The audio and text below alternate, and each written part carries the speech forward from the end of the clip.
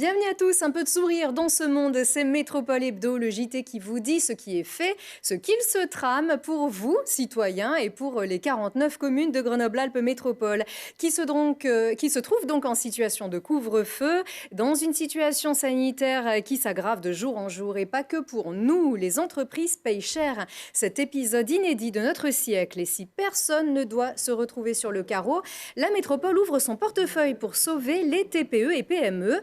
Depuis le mois d'avril dernier, 3,3 millions d'euros ont été versés concrètement aux entreprises et la métropole développe aussi des mesures d'encouragement pour économiser, par exemple, par le biais de la rénovation énergétique. Les précisions au micro d'Émilie Flamin. Le fonds d'aide de solidarité qui était vraiment lié à la période de confinement, à la crise sanitaire. Donc là, on a pu aider presque 1400 entreprises. La cible, c'était dans un premier temps l'ensemble des TPE sur un dispositif de soutien à 1 000 euros qu'on a amplifié à 2 000 euros, où là, on a ciblé plutôt la restauration, l'hôtellerie, les entreprises de l'événementiel et du tourisme. En tout, on a dépensé presque 2 millions d'euros en soutien à ces entreprises-là. Avec les annonces du couvre-feu qu'on n'avait pas il y a 2 jours, mais aussi la fermeture des bars, effectivement, on travaille sur un nouveau dispositif d'accompagnement. Nous, l'idée, c'est d'aller sur les entreprises qui seraient un peu les oubliées du fonds d'État. On se rend bien compte que les TPE, PME vont être fortement impactés par les mesures gouvernementales. Donc il convient de les soutenir économiquement. Donc là, c'est le premier soutien à l'économie. Le deuxième, c'est la rénovation énergétique des bâtiments. Avant de développer des énergies renouvelables, il faut faire de la sobriété. Il faut donc moins consommer pour remplir ces objectifs. Et moins consommer, c'est aussi une garantie pour les entreprises de moins dépenser et donc de faire des économies. Donc des objectifs qui sont de diminuer de 40% la consommation d'énergie par rapport à la consommation de 2005 et d'augmenter dans cette consommation d'énergie finale 30% d'énergie renouvelable sur le territoire. Alors, 30 entreprises qui exercent dans des bâtiments métropolitains ont été exonérées de loyers, comme les hôtels d'entreprise ou certains locaux commerciaux. Et puis, les travaux de rénovation ou d'accessibilité ont été mieux subventionnés, 800 000 euros pour 112 dossiers. Et donc, vous l'avez entendu, les mesures vont s'étendre pour pallier les déficits liés au couvre-feu. Dans ce contexte, ça ne va pas fort pour les brûleurs de loups qui se sont vus opposer un huis clos pour toutes les prochaines rencontres à domicile, donc à la patinoire Pôle Sud. Impossible pour les finances du club, rétorque le président du club, Jacques Rebaud, qui a décidé de reporter tous les matchs prévus pendant la période de couvre-feu. Le club de hockey a donc lancé une pétition pour tenter d'obtenir une jauge de 1000 personnes dans cette patinoire métropolitaine. Ce qui veut donc dire qu'elle a ouvert. Elle était en travaux depuis le printemps dernier, cette grande dame de 20 ans. Si elle ne peut pas accueillir ni public en tribune, ni séance publique, la grande piste est disponible et je vous y emmène.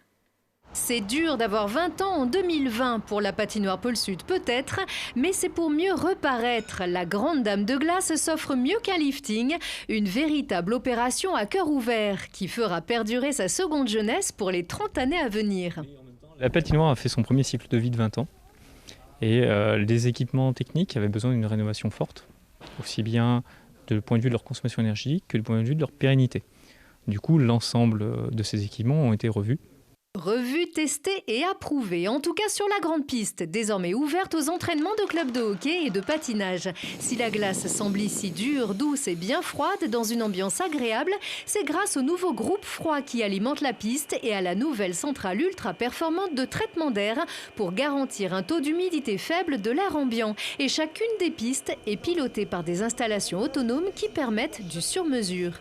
La nouvelle installation nous permet d'avoir des températures de glace différentes entre les deux pistes, de l'air aussi différent entre les deux pistes, parce que l'air est important dans la patinoire. Et ça nous permet aussi, en cas de pépin, de pouvoir utiliser les différentes machines pour pouvoir pallier à de l'entretien ou un incident technique, choses qui peuvent arriver. Et si l'on y voit si bien, c'est que l'éclairage a été entièrement modernisé et joliment coloré. La boule à facettes de la petite patinoire, en revanche, se déshabillera plus tard. En mars 2021, annonce-t-on, la petite piste fait encore l'objet de travaux plus contraignants, consistant à construire une dalle chaude. Oui, une dalle chaude. On fait du chaud sous une dalle froide pour éviter que le froid progresse à travers les couches du sol et vienne geler le sol. Quand le sol gèle, le sol se déforme, gonfle. Et si le sol gonfle, ça va venir déformer la dalle froide dessus et potentiellement la fissurer, voire même créer des fuites.